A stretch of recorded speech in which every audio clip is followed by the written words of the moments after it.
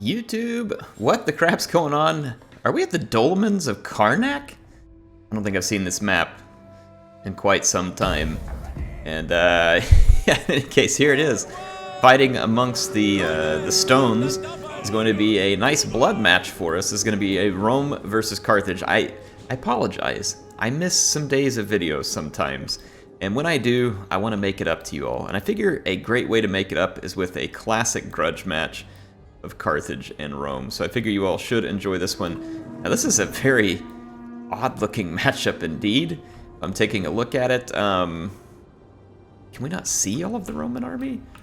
Perhaps not. I thought it gave me vision over all the armies if I was playing, but I don't think we can see the entire Roman army. We've only got 3 Triarii, a few auxiliary Assyrian archers, some Numidian cav, auxiliary cav, a general, and bodyguard. So some of the Roman army, I believe, is still out of view at the moment. And if we take a look at the Carthaginian army, there's a couple of Libyan infantry on that flank.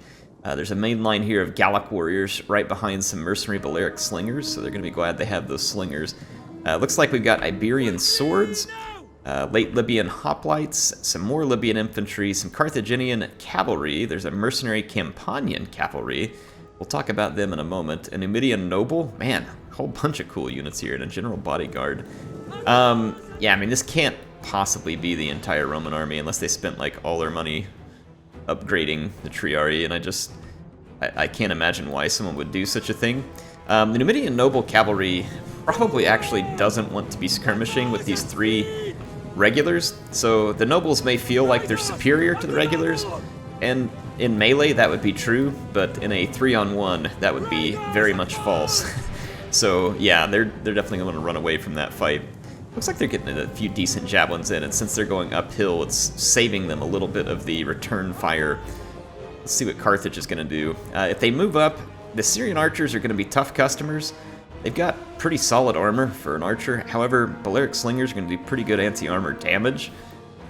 They do have a shield. It's going to be an interesting fight, though, if you start to trade between those two. It's a pretty heavyweight fight. Look at that. That Numidian noble doubled back into the middle of all those skirmisher cavalry. Does a lot of damage, but it also gets absolutely shredded with javelins. The Campanian cavalry is going to try and come clean it up. These guys are a heavy melee cavalry, very heavy melee, that are actually meant against light infantry.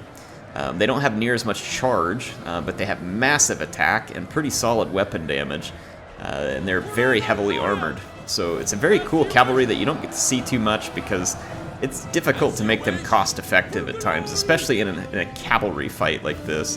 Those auxiliary cavalry would actually do pretty good against the Campanians if they got a good clean charge, because they do have a bonus versus large. So the Campanian cavalry want to be careful here not to get overextended, pulled out, javelin to death, and locked down into that fight. That's not where they want to be. Looks like the Balearic slingers and Syrian archers are trading fire. We'll see who's getting the better of that. Wow, the slingers are getting roasted at the moment. I think they're getting focused by 2 units. I think I see, no, 3 units on one. Yeah, so they're going 3-on-1. Those 2 Balearic slingers, though, are going against them, and I mean, they did get some damage in there. So the Balearic slingers are not focus firing. The Syrian archers are focus firing, and they were able to get rid of 1 Balearic slinger rather quickly. They did take roughly a unit's worth of losses, but they didn't lose an entire unit. So we'll see how that plays out in the end. So the slingers definitely are getting their hits in, but now they're under fire again. We're going to see more focus fire. The Balearic slingers are being repositioned while the archers are firing, so this is not great for Carthage. Carthage looks hesitant to commit against this group. It's like they know there's something funny going on, and they're just not wanting to let Rome take advantage here. And the Roman cavalry now just kind of slowly retreating back to its own territory. Looks like both players content to skirmish for the moment. And again, the Balearic slingers are not focus firing, but they are being focus fired, and that precision shot now coming into play, so they're going to cause some extra damage. Be very high damage from those archers. The slingers, again, getting good kills, but will it work out with that focus fire there? Let's fast forward. It looks like the cavalry is going to come forward to try and even this match out a little.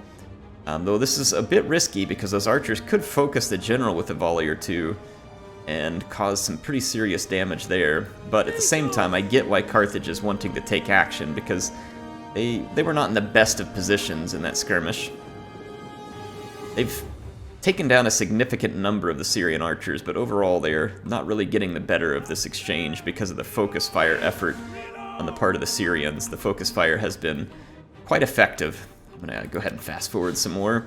We're going to see more skirmish trade here, so again, both players definitely wanting to take the time to try and get their money's worth out of these units. The Syrian archers, I would imagine, are going to have used basically all their ammunition to accomplish this. The slingers tend to have a little more ammo. Let's see, half. We're not quite down to halfway through all the archers, but we're down to a third of the Balearic slingers, so the archers do appear to be able to win that exchange 1-to-1 there, at least considering the focus fire element. Let's fast forward again and see what the Romans decide to do here. Nice javelin volley there off those Iberian swords into an expensive Triarii unit. If they're drawing the fire of the archers, then honestly that's probably not a bad plan. Looks like the slingers are now going to get a new target. Yeah, it looks like the Iberian swords are trying to soften up some of the hit points of the Triarii. And it looks like they're going to go into a testudo formation to try and resist some of that missile fire. It's not a bad idea. Not a bad idea. The defensive testudo is going to increase protection against missiles.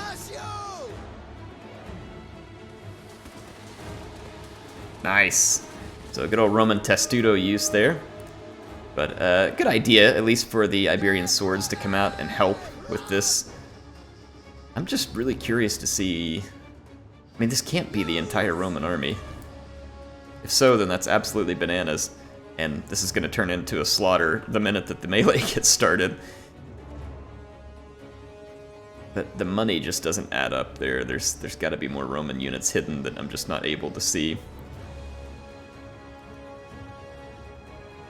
Alright, so the Iberian swords get sandwiched between two Triarii. That's not where you want to be as a Carthaginian. Squished right between the most veteran Roman troops there. Rome may have played this way thinking that Carthage would bring elephants.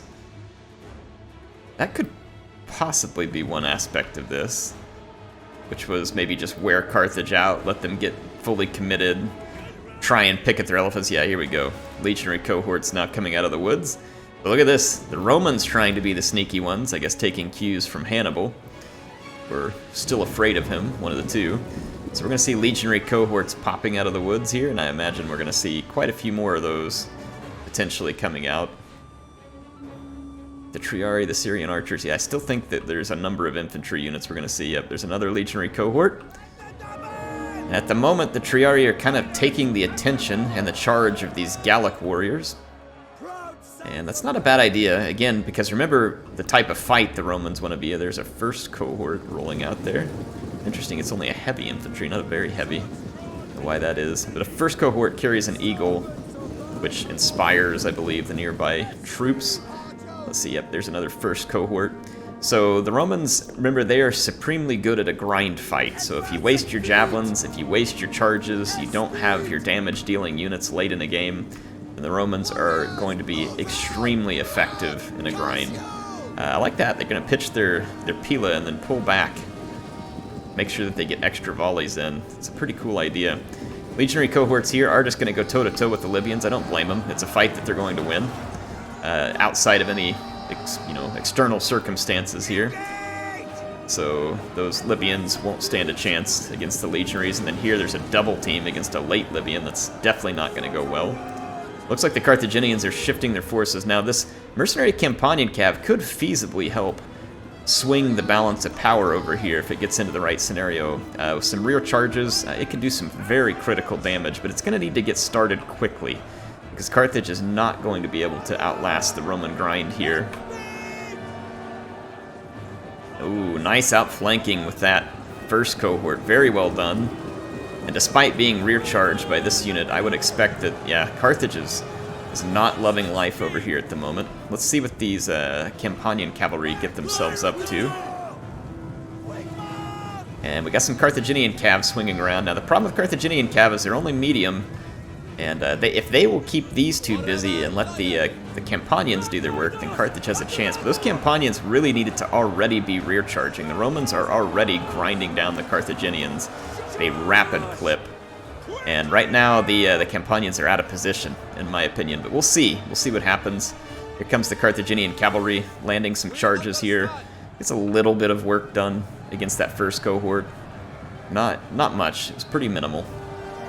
Campanian cavalry still not committing anywhere. It needs to get some rear charges big time if it's going to have the impact that's needed here. So I guess the Romans just wanted to keep their infantry safe. Like I said, that to me feels like a player who was attempting to avoid elephant damage. Let's see where these Campanians go. I don't believe the archers are any more threat here. They really need to get into some of these legionary cohorts and start chewing them up. Because see up here, Carthage is pretty rapidly getting knocked out of these infantry fights. That legionary cohort is dominating those Libyan infantry. There's another one coming to reinforce. Let's see what happens here. If the Campanian cavalry get into rear charges, yep, against swords, they're obviously best against light infantry, but they will be dominant still coming into these legionary cohorts. They have a massive attack, very good damage, heavy armor. If they just continue that charge and retreat, they're going to do a lot of damage. And then I like how that was timed with some reinforcements coming in, which is going to cause the legionary cohort to be losing, which is going to have a morale impact. So that's a nice double whammy there that Carthage is able to throw together. Hit with the cavalry, reinforce with the fresh infantry. That's going to put Rome in a bad position. So see, these Libyans are losing, but this is going to even out the fight pretty quick here. Campanian cavalry coming in. Again, they don't have a massive charge bonus, but after they sit in combat for a few seconds, they are going to really start racking up some kills because of that 70-some-odd melee attack that they've got right now because they just chevroned up. So they've got 60 kills already. And at this point, the Roman infantry was better, but Carthage had the maneuverability. Here, the Roman cavalry may have exhausted itself a little bit early with all the javelins. If they would have been used from a safer position and kept their backline safe, I feel like they would have ground this one out. But we're going to see Carthage here come away with a pretty clean victory from the looks of it, unless Rome's hiding even more troops somewhere that are just coming out extremely late. Yeah. Don't ever underestimate the Campanian cavalry. If you don't have a dedicated spear unit or some javelins or something like that, they're maybe not quite as potent as like an elephant or a scythe chariot late in a battle, but stopping any very heavy cavalry, a really well-armored one late in a battle with swords, is difficult. The swords can't get braced right. They're usually struggling to, take on other fights, and it allows a unit like that to be very effective. So, fun battle here. Rome actually felt like they had the edge to me early on in that because they did so well with those archers, and then the initial engagements were going just fine for Rome too. They just did not get left with a means of controlling that Campanian cavalry, nor the Carthaginian cavalry for that matter.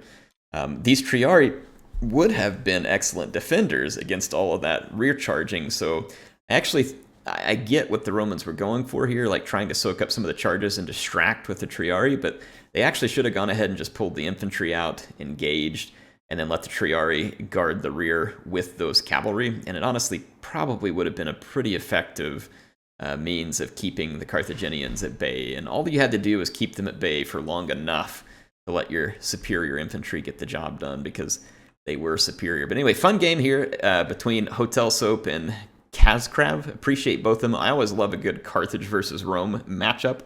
Hope you all do too, and hope this makes up for being gone for a day. Anyway, HeirofCarthage signing out for now. I'll see you all soon with some more action in Total War Rome 2.